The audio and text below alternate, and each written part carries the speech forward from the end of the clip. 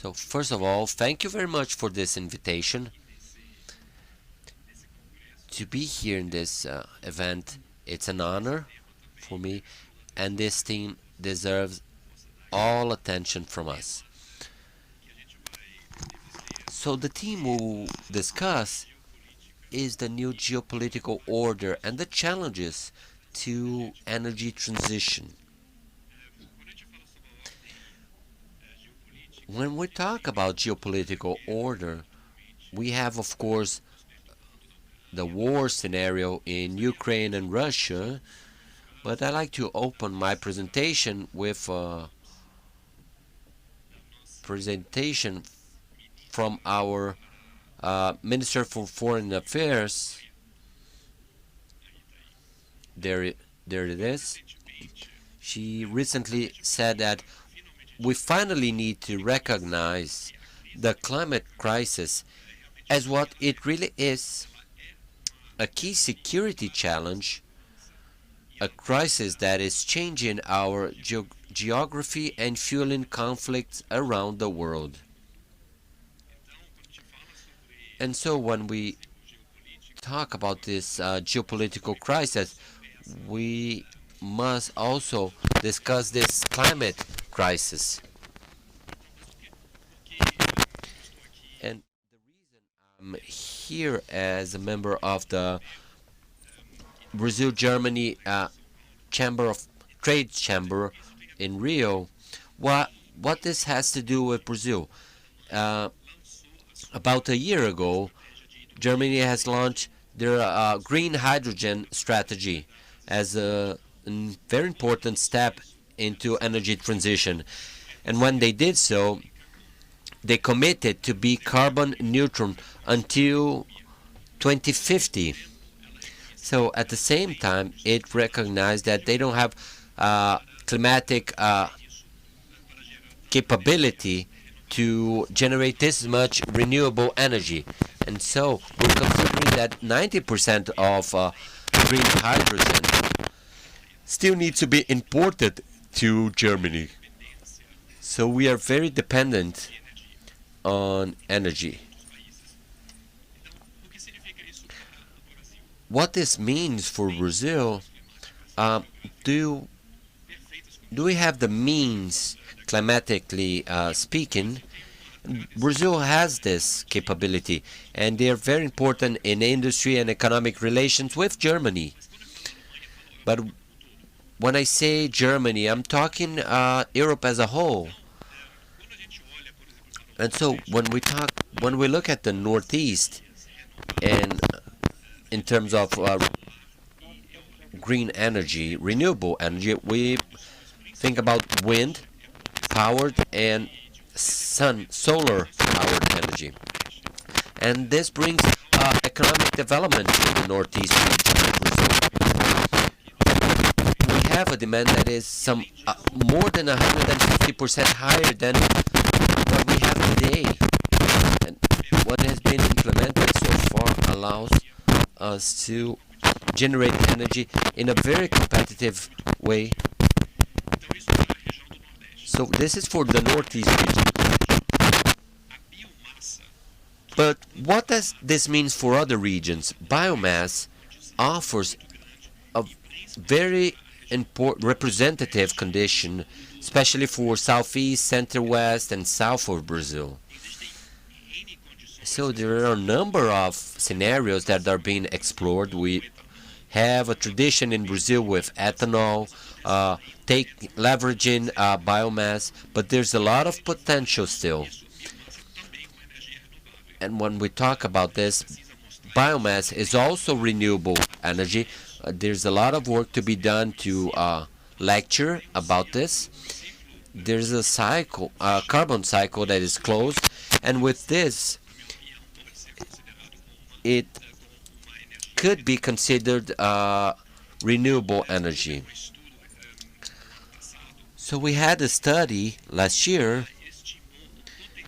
It estimated the potential of green market in Brazil. It differentiated from domestic and international markets. the international market with exporting green hydrogen to other countries like Germany and Europe as a whole. The market is estimated some $4.6 billion.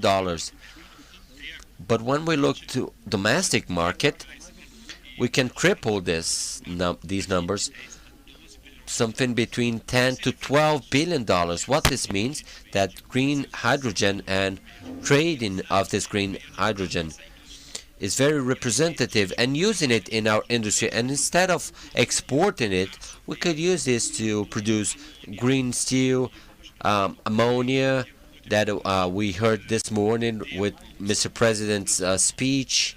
This is very important, and fertilizers as a whole, of course, and other products as well. So we could use this in internal market. We could triple the value of the export market. So how can we explore this, take advantage of this?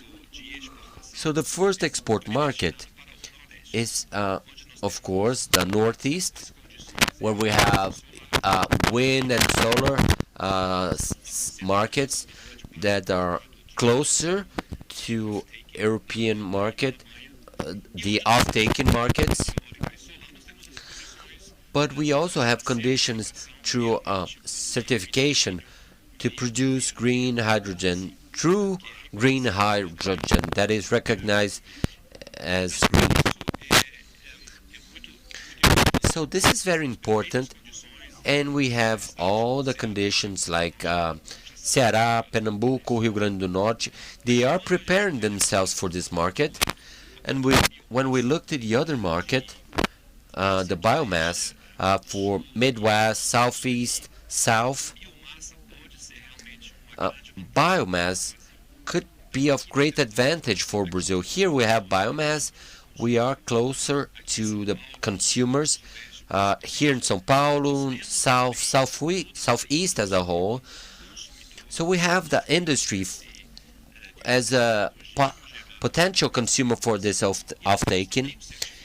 And we have certification that is RenovaBio.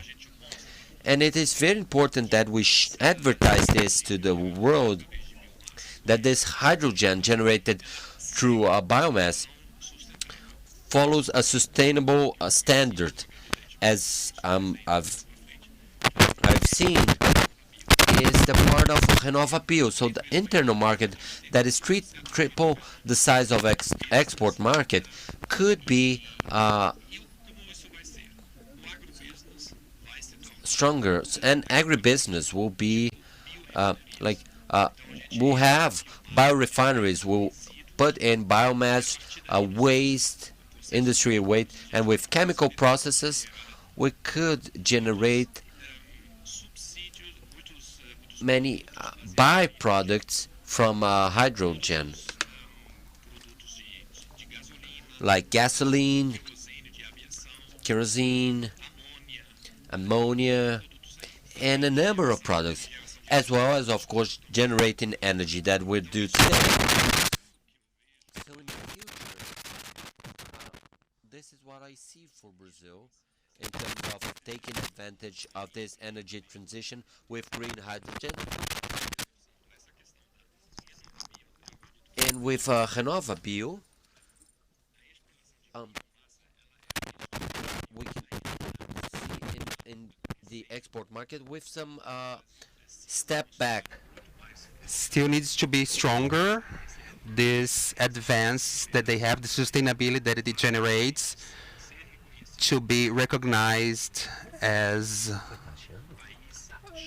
the key country in this energy transition in the world. So with this, I finish my speech and I pass to Plinio and Mario. Thank you, Ansgar. Well, you already observed where we're going with our talk. You posed very well the potential of biomass we have. When we look at the map, we can see the sector of forest, the map of the segment in Brazil, but we have our challenges. The world still sees biomass doesn't see with good eyes. How can we solve this? Dr. Plinio,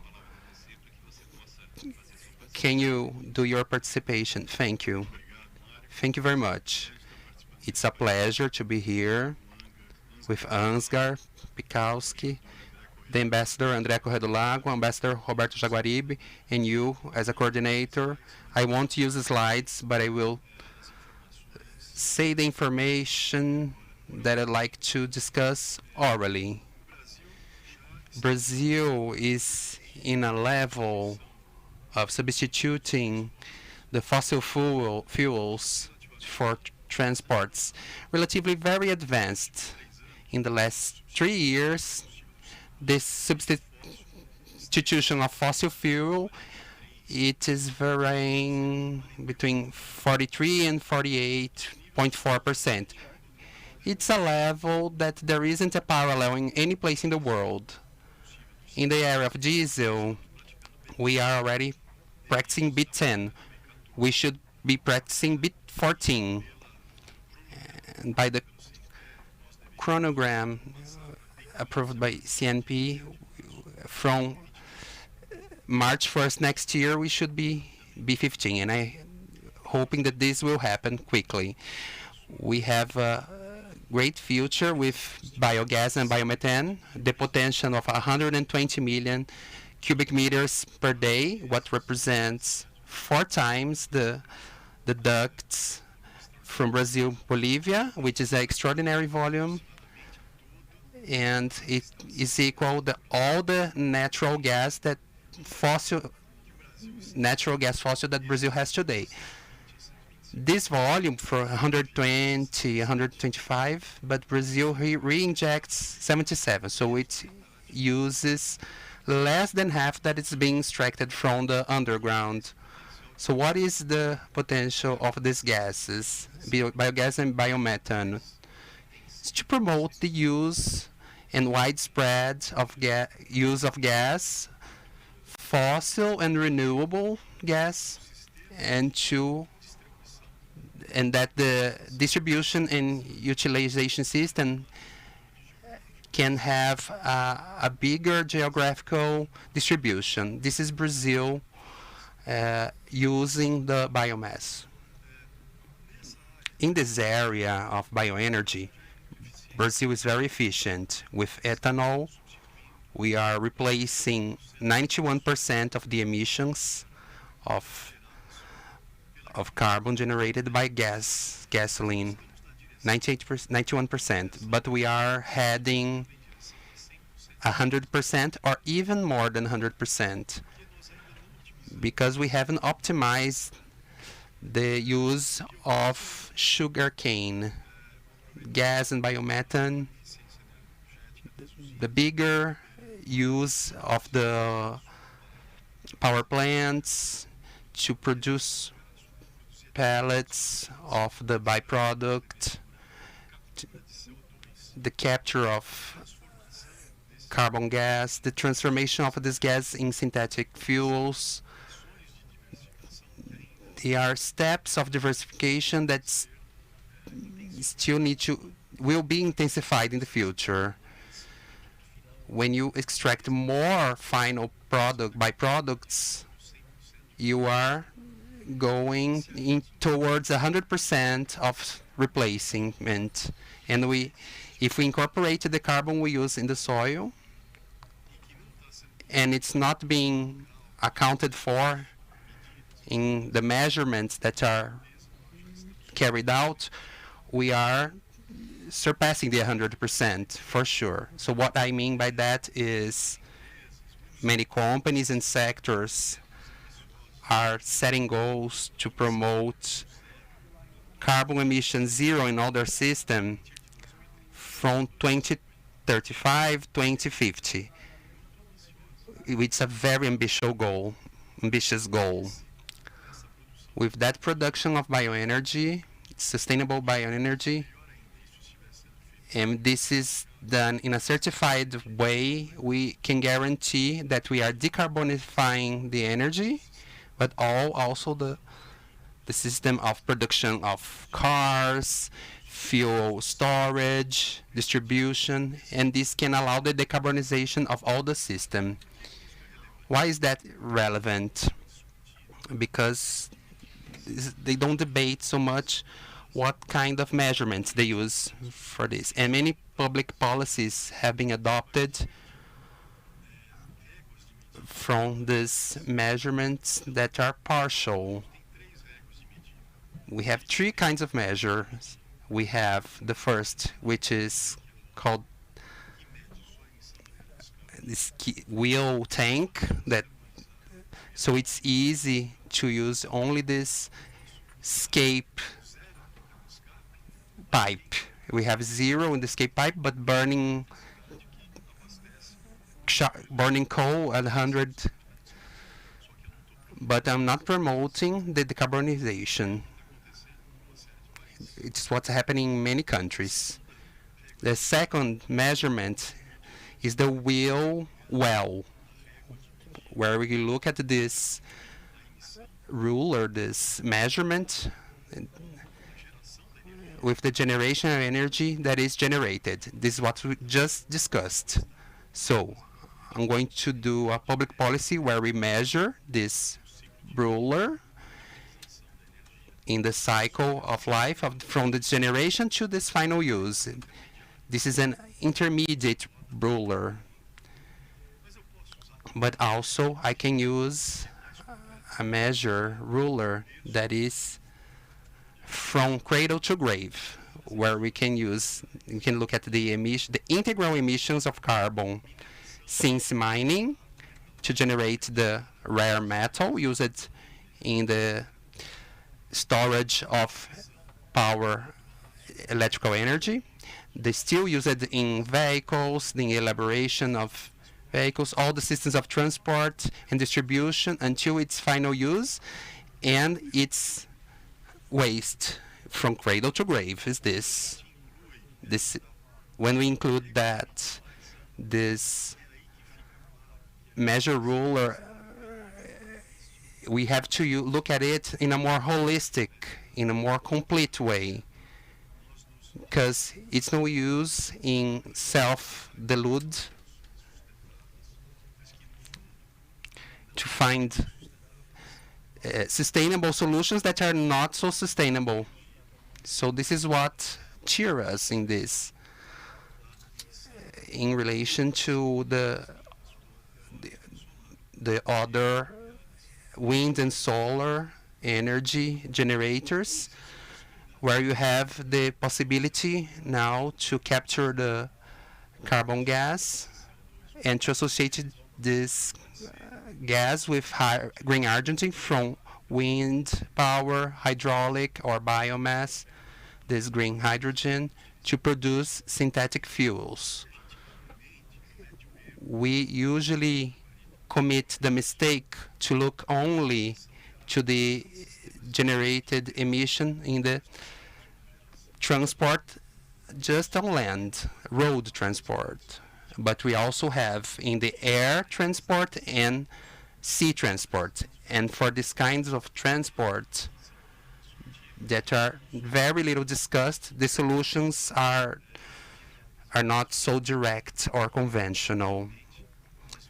And we may depend on the solutions of synthetic fuel to promote this decarbonification, to generate methanol, renewable methanol, jet fuel or biokerosene for aviation, renewable too.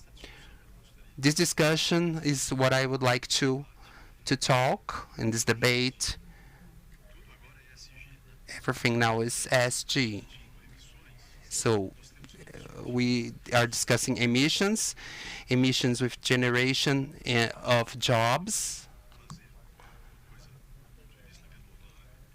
because I can't do something that is renewable and then I don't generate jobs to people. It's not interesting.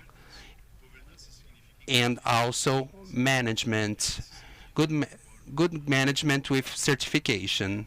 Renova is a great example of process that we promote a certification that guarantees the to the final consumer that all this production is being done supervised by international companies following international criteria that don't mean any commerce distortion because this criteria cannot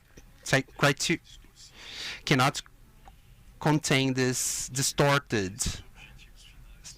to guarantee that these final goals are met for the final consumer, both in quality and price. So that's the summary.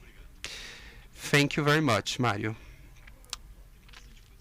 There's a lot of things for us to talk. I think the first time I heard was agri-energy was with you. And what we have today, it's a wonder. The circular energy, all the sectors are integrated, so it's fantastic. Now I have an online participation with Correa do Lago, the ambassador. Please, ambassador, it's your... Happy to participate in the Global Agribusiness Forum for many reasons, and one of them is that I have been working with some of you for many years and learning enormously and being able to promote something that Brazil is doing in an exceptional way. This is a very important discussion because it's true that when you look at it from an international point of view, it is a highly complex theme, and it is, I believe, what I can bring to you all today is a bit of that experience of some of the obstacles and some of the difficulties we have faced. I heard a little before, one of you mentioned that the world doesn't see biomass so positively as we do. And somehow I think it is because we have not been able to explain the things that have been done in Brazil. And Plinio is my apart from being a friend, has been essential in the effort that we have been making in India to talk about that. But before I say something about India, I would like to mention that this evolution of ethanol, biomass, and all bioenergy in Brazil has been something that, even if we take for granted in Brazil, is something that has been absorbed in an imperfect way outside of Brazil. And many of the obstacles were very strong in the beginning. And I think we learned enormously with some of the obstacles that were presented to that. And even if I can discuss later, if you prefer, we can see some of those obstacles. The fact is that when you compare the beginning of the ethanol program in Brazil in the 70s and what we are living today, it is a completely different world. And we have made extraordinary progress. And even I think in Brazil, people don't know how many opportunities we have been opening in this sector. So I believe that there are some very important steps that were achieved. One of them was obviously when the US had their ethanol policy, and somehow between Brazil and US, we were the two countries with the different product, but with the same objective.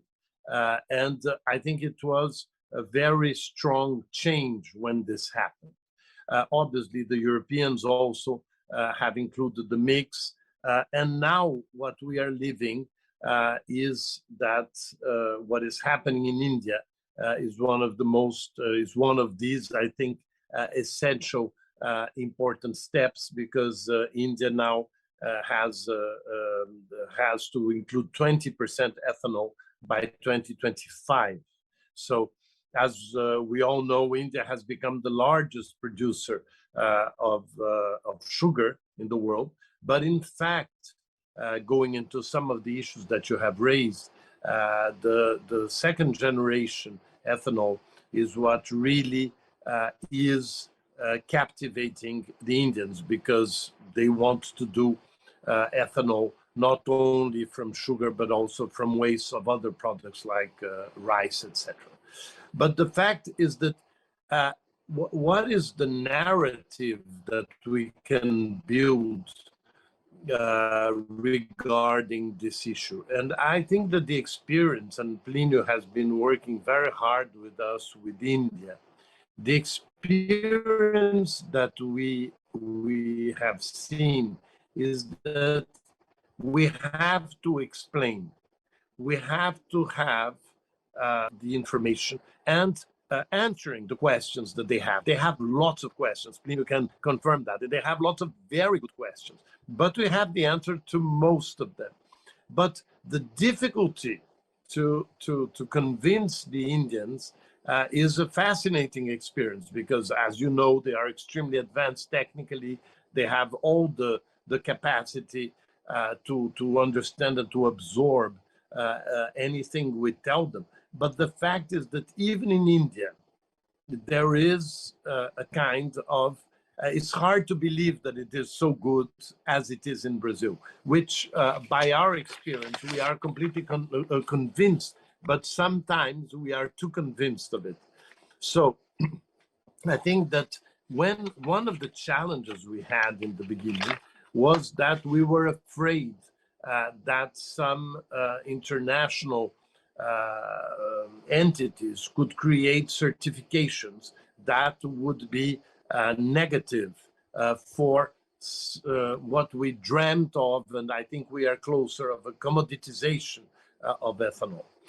I believe that the great progress we have made in Brazil is that by doing a certification that is legitimate in Brazil and that has all the high standards that are necessary to be considered internationally, we have advanced enormously. First, because we don't have the worry that we used to have, that it could be a certification that would not take into consideration information that we had. And this is the enormous progress. It is a certification somehow that we would call bottom-up, in the sense that it starts in Brazil. It starts from the circumstances of Brazil, and at the same time, it follows very closely the most stringent international debates about that. And I want to say that I am completely convinced that our experience can be shared by many countries. And that is what we are doing in India. And it is one of the best experiences I've had in my diplomatic career, is to watch how Indians have discovered our experience and respected our experience, and are sharing an enormous interest in being able to be a country that probably will give a scale to ethanol and to bioenergy that is a scale that is so much bigger than us or the US. And I think this is extraordinarily welcoming. Plinio, obviously, please tell me if you want me to go into some specifics, but I want to say that I believe that this is one of the most positive agendas that a Brazilian diplomat can work with internationally. Thank you. In front of everybody, to thank you for your reception in India when we were there, to take information and answer every question that Indians had in terms of our Brazilian program. And Brazil is showing its capability. We're very ambitious, and we're moving on with the ethanol 20% mix, and this will move on with alcohol, ethanol, alcohol and sugar market to the Indian market, which is today the largest sugar producer in the world. I didn't want to discuss this now, but as Mr. Ambassador André Correa do Lago did presented, he's absolutely right.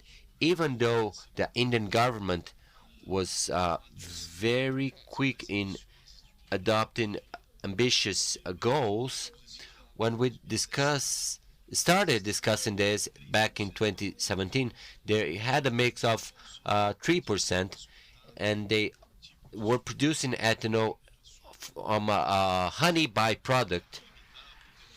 They were still self-limiting in terms of production. It would not be authorized to produce ethanol from a rich honey. And very quickly they understood this, and they changed the regulation to allow this to happen. And they created this incentive measures and directed sugar towards the production from sugar to ethanol. And the last crop, 21-22, they moved on to 10% mix, and they're moving fast to a 20% mix that they forecast to achieve by 2025. And they still have many issues that are open. They also allowed flex fuel motors in India. And they also authorized full all ethanol motors. But they haven't regulated if it's going to be 85 or 100% pure, and if it's going to be just one type of ethanol, or if they have two specifications like we have in Brazil.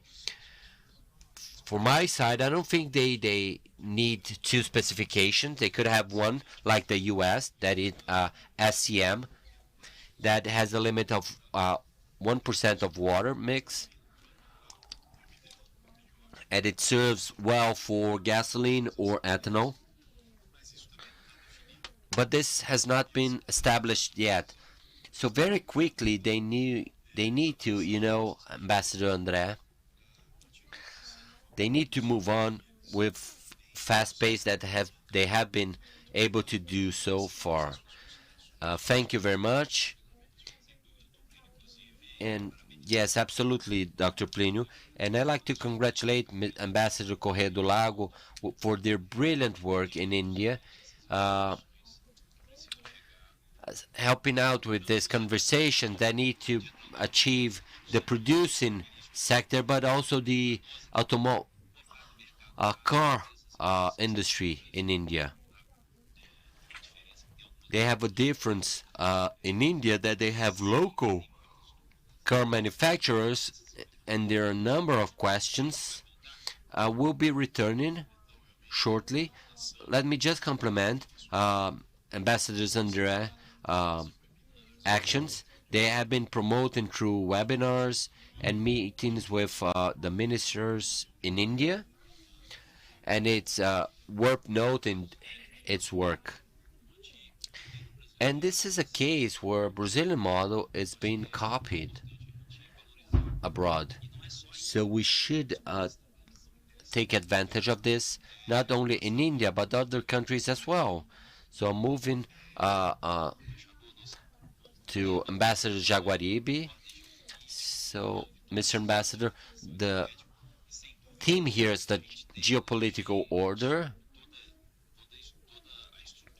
And we have a whole structure, and we have inflation, energy security, food security, and all these issues are related in this theme of our panel.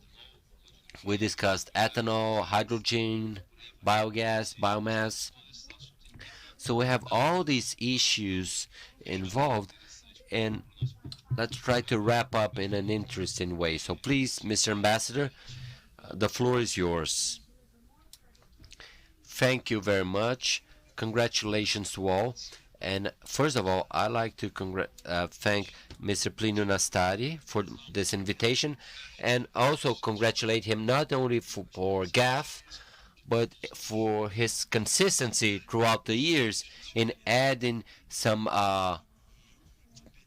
good thinking and his good work in such an important field that is very representative already, but also gains a lot from this type of event.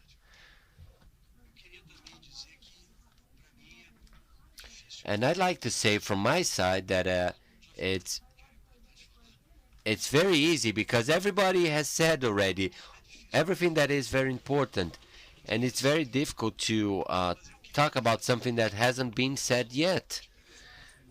And I'd like to mention, I'm not going to stick here, but let me talk about Ukraine.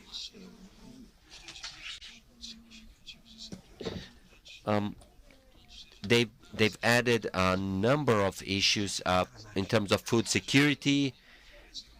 In the case of Europe, for example, gas supply from Russia that is very significant.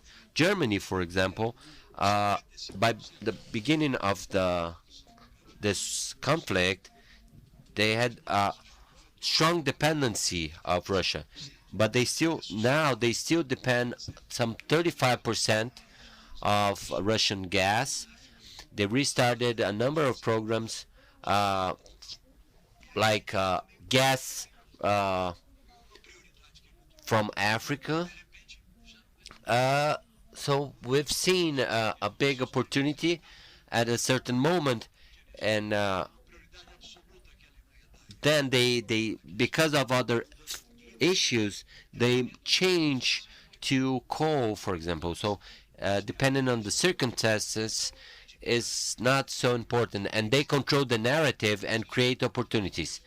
But anyway, this is an effort that brings a lot of challenges and opportunities in terms of energy as a whole. And this facilitates for a country like Brazil, and I believe at this moment it's very important to highlight here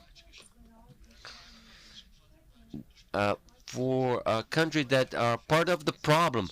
So what's the difference between being part of the solution or the problem? It's basically a geographic mindset. So Brazil, demographically speaking, if we had the demographic of some European countries,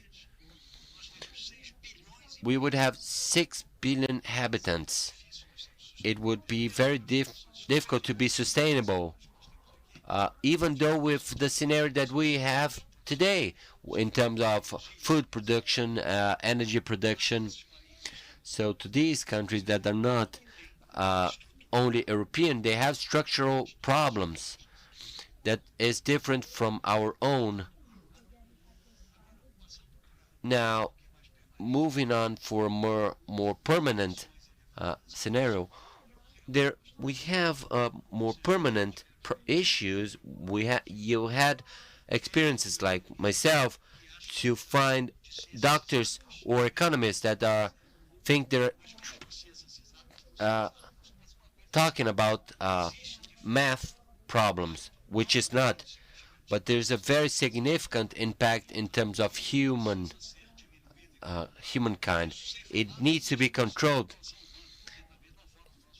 But there's also other factors that are cosmic. You have and we need to embrace this. We need to attack this. And Brazil refrained from doing so, and this is very rational. And why is that? Because Brazil is naturally one of the more sustainable countries in the world. We have an energy matrix that is today reaching what Europeans want to be in 15 years if they're very ambitious. And why we've reached these goals? Because we're very aware of the environmental issues, but because it's cheaper. it's cheaper in Brazil to be sustainable, and why not do so? Uh, um, and I say everything that is being said so far is not only ethanol, it's not only biomass. Brazil has a number of scenarios to produce, whether it is solar, wind, even hydroelectric energy, small electric, hydroelectric. If they could produce hydrogen, this could be a viable solution. But we're discussing ethanol, and I believe that the main issues had been discussed. We need to be aware that one of the reasons that ethanol is not considered renewable, and I'll be cruel, is because Europe cannot produce ethanol. If they could, it would be renewable. They would consider it renewable. There's a bit of demagogy here. Yes, there is. And we need to be prepared to discuss, to attack this. And we've been doing so. Maximizing internal benefits, multiplying our competency in producing and embracing other partners. And André mentioned very wisely the role of the United States joining in, and I believe if India will help a lot, and we can bring a lot more countries into the ethanol circuit. It could produce energy in areas far from sources, not to mention the methodologies, because it's not only about controlling the narrative, but also the methodology. And we need to attack this process more aggressively. And the processes here and the elements that Plinio mentioned. So ethanol, a car in Brazil, emits less than half pollution than the electric car in Europe. But Europeans, they are convinced that they're very environmental friendly by adopting electric cars. Brazilian ethanol is much more sustainable than their electricity. And I believe in the need of to use it more frequently and enable other countries to produce ethanol as well, and apply certification to our processes. And even though we still face some obstacles, but the demand for acceleration in face of this huge challenge that Europe is dealing with in terms of the gas supply from Russia, they are all into other pollutant energy. They can't produce in Europe 100% of energy they need. They need to import sustainability, and sustainability from countries that have sustainability in producing, and Brazil does so. And this is one of the reasons that we need to embrace this issue and bring it closer to us. Excellent speaking, Ambassador. We still have 43 minutes, so we have enough rounds so far. So let's talk with our speaker that it's abroad, so he can speak a little more. I know that Ambassador André Correa Lago was one of the negotiators of the weather. He said about this to me in India. I'd like to hear talk with Ambassador Jaguaribe. What is your vision, André, about our theme? You said about this, about the case in India, but I would like to know your experience. Thank you. By the way, I'm very, very happy that Roberto Jaguaribe and I can talk in this event together. We've been great friends for many years, and it's really fantastic because he is in Germany, and it's a central country for the acceptance of technologies, the acceptance of some kind of behavior that I believe are very influential regarding other countries. And I would like to mention here this context of the negotiations of climate change and the negotiations of sustainable development that in fact started in the early 70s. And I want to mention that because this is somehow all these negotiations, and I believe this has to be understood, is putting countries together to agree to have an international legislation on things that affects them. And the great story in that for us Brazilians is the fact that we have been extremely active since the beginning of these negotiations. And so developing countries have worked very closely to try to avoid that the environmental issues be dealt with in an isolated way. And I think that what we have experienced with bioenergy in Brazil fits perfectly in that context. What is it? Brazil, since the very beginning in 1971, was insisting that environment had to be linked to development. And so somehow there was like a leadership of the developing world to create another way of looking at the environment from the preservation dimension to something that was much more ample and much more complex, but very important for the developing countries. And this discussion about the social and the economic dimension that had to be linked through development to the environment is what was now, let's say, accepted internationally as the concept of sustainability. But what is sustainability as we defined and as we accepted in international negotiation? It's the balance between the environmental, the economic, and the social. The three have to be taken into consideration. And this agenda we are discussing today is an extraordinary example of that. And this is what also is provoking other developing countries to be very excited about this agenda. Because what is one of the big differences we have regarding the developed countries is that in most developing countries, you still have to increase access to energy. This is something that Brazil has already succeeded. We have a coverage of 99.8% of the population. But in most developing countries, there needs to be an increase in production of energy and in equipment and infrastructure for the people. So this concept of sustainable development is not a concept against the developing countries. It's exactly the opposite. It is what legitimates that you cannot talk about environment if you don't take into consideration the social and the economic.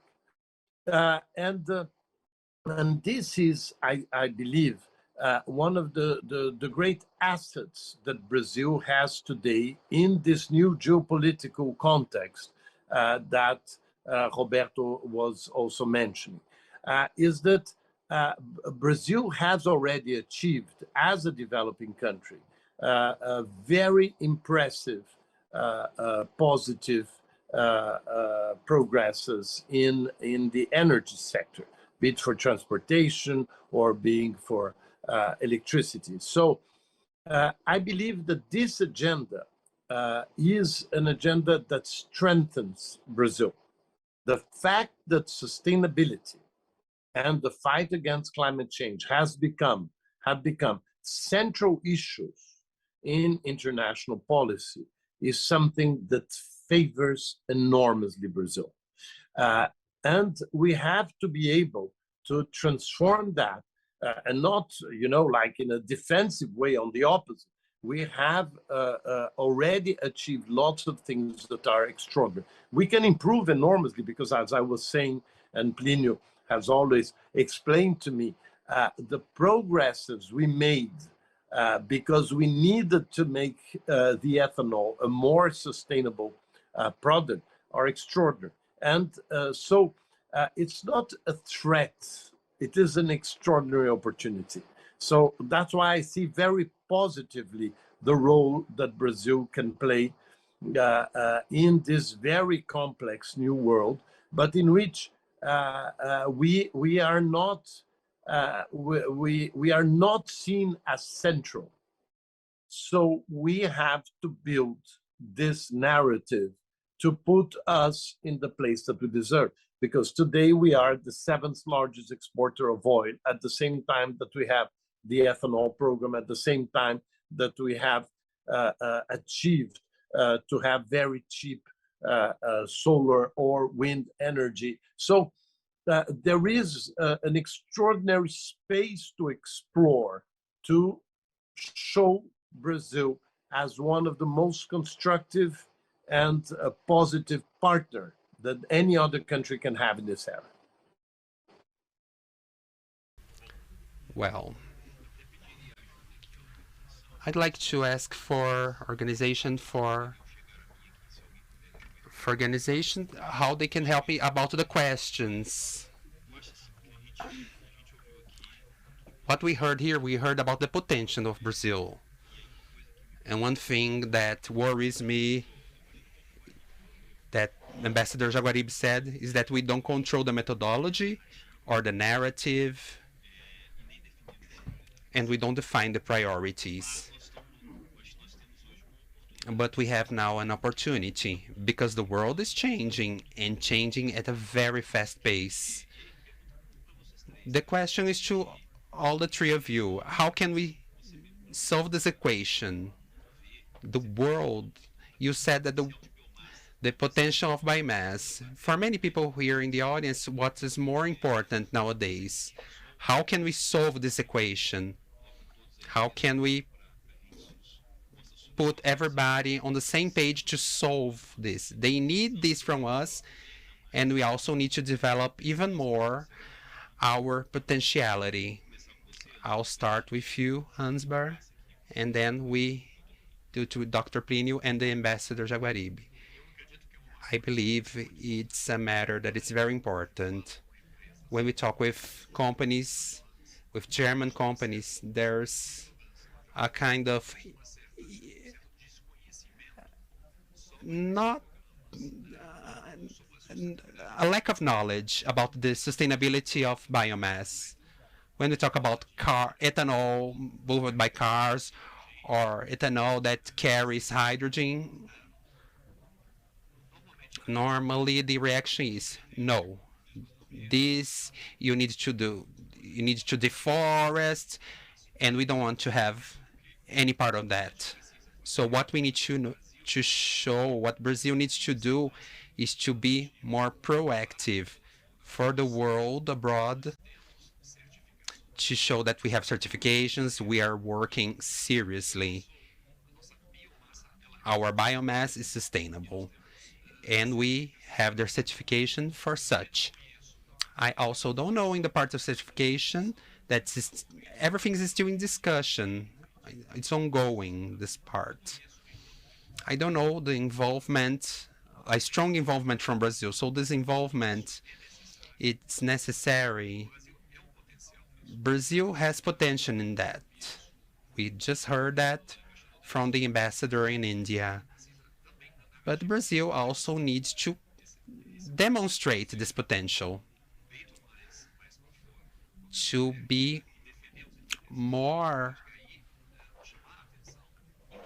to show abroad and also internally that we can create an internal economic using the biomass and sustainable products. When we show that there is this economy based on that is not sustainable only to the environment but also economically, then I think the reaction is immediate. For us in Brazil, to do that seems so natural. Our productive process in a sustainable way, It's very natural. We talk with many producers, and we really don't understand. We wonder why. What is the strategy of other countries facing us? And then we start to understand their strategy. How can we break that barrier to seize the present moment? I like to hear Plinio about this, and you created a thought-provoking. How do we participate in this certification process? We have internally a difficulty. We have a great program here called Renovabio.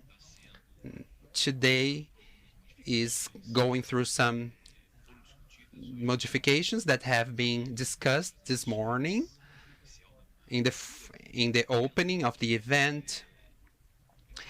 And of course, there is a process of the election this year, but we have to be steady because this is not just anything.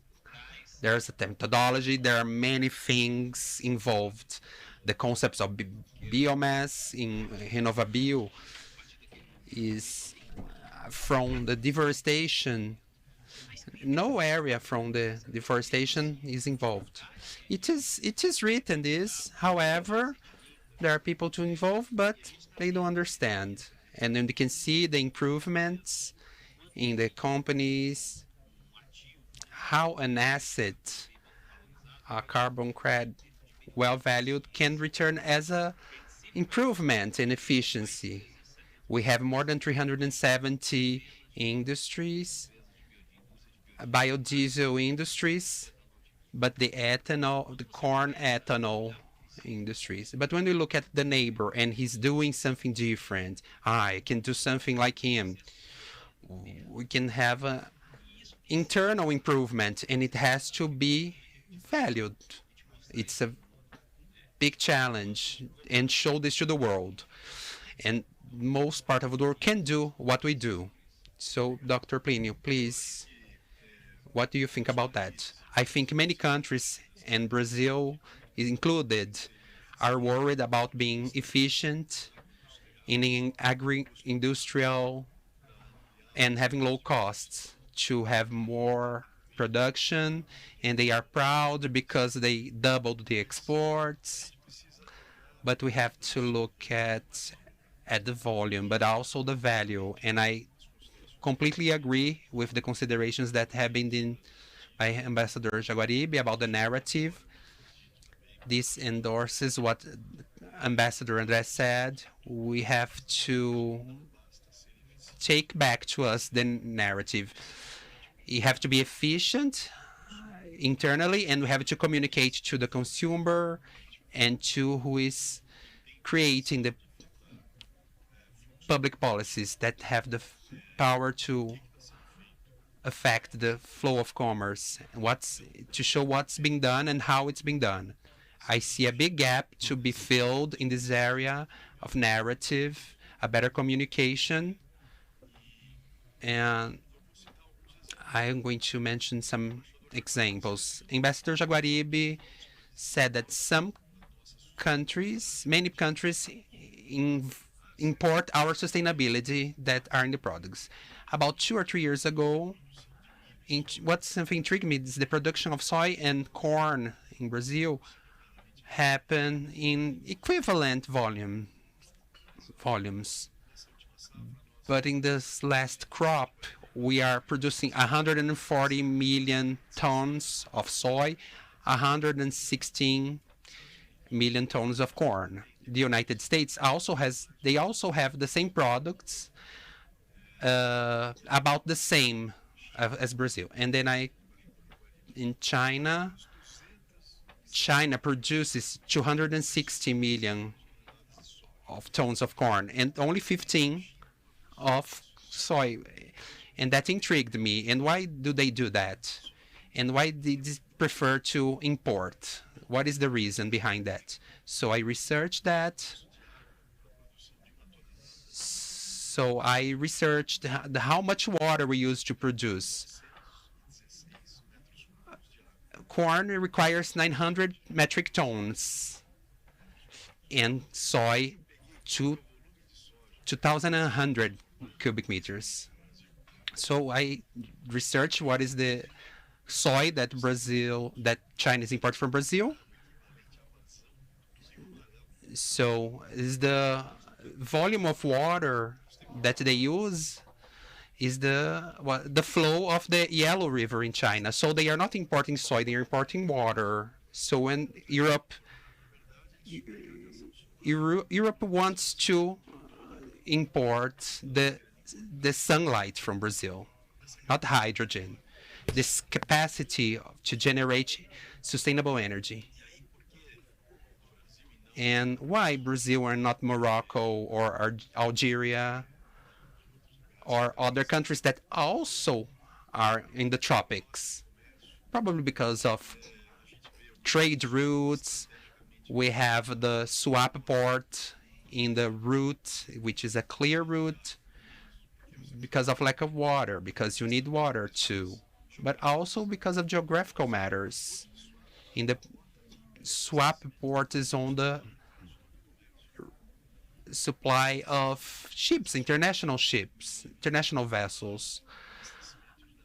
We have to produce this fuel for the ships to promote decarbonification of the fuel for ships. Strategically, Brazil, geographic is interesting for them. But we have a problem in the narrative and also in the norms. What we were discussing, Ambassador, before we start the panel. We have to invest more and participate more in the construction of these norms so they don't come from outside to inside, and we can anticipate creating those norms and regulations. Now, the public policies have to be done with predictability and stability and regulatory security. So the investment happens and it can be self-sustainable. You have to have a regulatory sustain. So that's where the devil lives. See, if you don't have stability and predictability, nothing happens. We also have internal communication problems too. Sometimes the problem is here. Ambassador Jaguaribe, I think that you want to speak about this. We still have 10 minutes. Please say your last words on that. Mario, thank you. This issue, you have to say from the beginning. Beginning is to recognize the problem and not to delude ourselves. We don't control the narratives, we don't determine the methodology, and even the measurement processes. I don't believe in ingenuity nowadays, in the ingenuity of naivety of scientists. There's a collateral benefit, even if it's naive. The measurements of emissions, all this process, they are not exact sciences. They can have other criteria. And he was talking about different forms to measure that. Brazil isn't properly represented in this discussion, and it has to take part in this process. Regarding the narrative, this is much more complex. Brazil doesn't have some power elements that are available to it. So the central countries, they have much more, a bigger role in this narrative. We're going to talk about some real elements of the worries of Europe about biomass and the negative impact. They don't have impact because agriculture occupies a lot of space in every For example, in Germany, they don't have space. It's more than 50% of their territory. In Brazil, everything is so enormous in this area that has to be classified differently. Brazil has only 8% of its territory, which is bigger than the production in Germany. In the European Union, is 0.3% of forests, and we here in Brazil have 80%. But this doesn't eliminate these points that we have to discuss here. We need to decrease the deforestation, the illegal deforestation in the Amazon. If we don't do that, the narrative won't be worth it.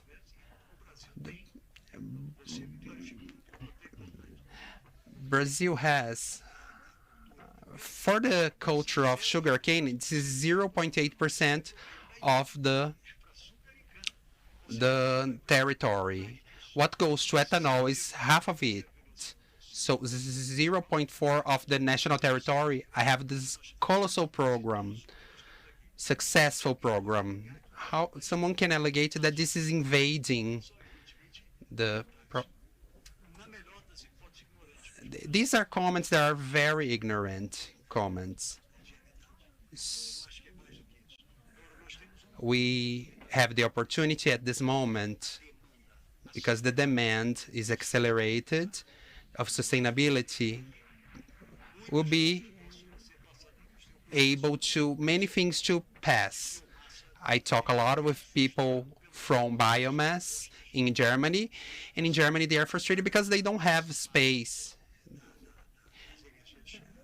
And they are very frustrated because they can't participate because of the space. But they also tell me in Germany that they don't have this level to this number.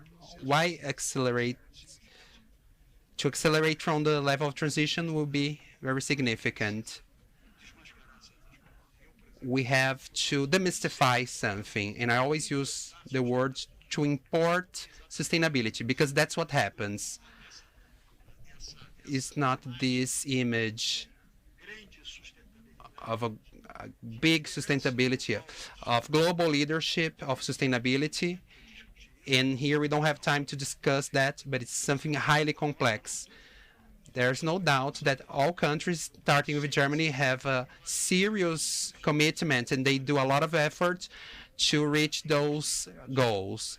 But they have structural problems, and they need our country that can supply these products that they can have. I'm going to pass the word now over to André, the Ambassador André. So we only have 4 minutes. If you can be brief, please. No, I'll be very brief. I think that what I understand of the effort that Plinio is mentioning and Renovabil and all that is that we have to assume the responsibility of the certification. We have to answer the questions that are being asked, because the certification is the way to prove that what we are saying is right. I believe very strongly that this agenda, this issue of sustainability, this issue of combating climate change, as I have already said, I insist, this is a very, very positive opportunity for Brazil. I believe that there is no country in the world that can benefit, no large developing country in the world that can benefit more of the strengthening of this agenda, because we have to remember that we have built this agenda. It's not an agenda that has come out of the blue from outside of Brazil. This is the result of negotiations for 30 years in which Brazil had a very strong growth. So these rules are designed for Brazil to use them in its favor, and it can be extremely in its favor. Now, we need to act correctly at home, and I believe as you were mentioning, there is the issue that this is not a government issue. This is a state issue, what we call in Brazil uma política de Estado and not a política de governo. It's not a government issue because it's the long term. It is the continuity that you mentioned already that is going to create the trust. So this is a state policy, and as a state policy, it has to be played with all the stakeholders and not only the government. We cannot rely only in one government to give that respectability and recognition of our sustainability. So I am completely convinced that with people like the ones that you have put together today in this meeting, and with leaderships like Plinio that answers the questions that people ask them, because for years we've been on a defensive streak in which we didn't answer what they asked. We would simply say what we want to say. We have to answer the question. The more they ask questions about the sustainability of bioenergy in Brazil, the best it looks. So I am extremely positive regarding this agenda and regarding the role of Brazil in this debate. Muito obrigado. Muito obrigado. Thank you very much, Ambassador André Correa do Lago. It's a pleasure to see you again, our ambassador in India, Ambassador Roberto Jaguaribe de Mattos, our Brazilian ambassador in Germany. We have passed our program, but I would like to thank Ansgar, the Sustainability Program Manager at the Trade Chamber, Brazil-Germany Trade Chamber in Rio, and Mr. Plinio, the GAF president. So from this panel we take a lot of learnings, and we have a huge challenge, a number of challenges, and I'm sure you've seen it many times. But most importantly, we have very important sectorial leaders, and we need to give hands with the Brazilian government and start being more, take a leadership role in this. And events like this, GAF, where we have the opportunity to interact with different areas of the agribusiness, is very important in this, in putting our efforts together. So thank you very much to all.